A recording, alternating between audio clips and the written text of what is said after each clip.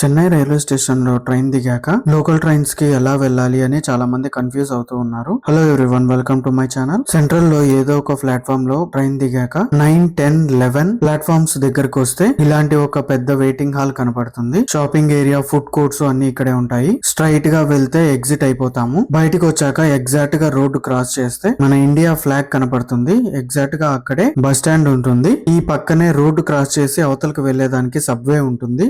Subway లో నుంచి కొంచెం ముందుకు నడుచుకుంటూ వెళ్ళాక సబ్వే డెడ్ ఎండ్ లో లెఫ్ట్ వెళ్తే రాజీవ్ గాంధీ హాస్పిటల్ వస్తుంది. లోకల్ ట్రైన్ కోసం రైట్ సైడ్ ఉన్న స్టెప్స్ ఎక్కి బయటికి వెళ్ళాలి. బయటకు వచ్చాక సెంట్రల్ ఎగ్జాక్ట్ ఆపోజిట్ రోడ్ లోకి వెళ్తాము. ఈ సబ్వే నుంచి బయటకు వచ్చాక జస్ట్ ముందుకి ఒక 10 మీటర్స్ నడిచి వెళ్తే కాలువ పక్కన లెఫ్ట్ స్ట్రీట్ ఒకటి వస్తుంది. ఓ 50 మీటర్స్ ముందుకు నడుచుకుంటూ వెళ్ళాక డెడ్ ఎండ్ వస్తుంది. అక్కడ రైట్ కి వెళ్తే పార్క్ స్టేషన్ వస్తుంది. ఎగ్మోర్, గిండి, తాంబరం వెళ్లే ట్రైన్స్ ఇక్కడ వెళ్ళాలి. డెడ్ ఎండ్ లో లెఫ్ట్ తీసుకుంటే మెరీనా బీచ్, మైలాపూర్, వేలచేరికి వెళ్ళొచ్చు.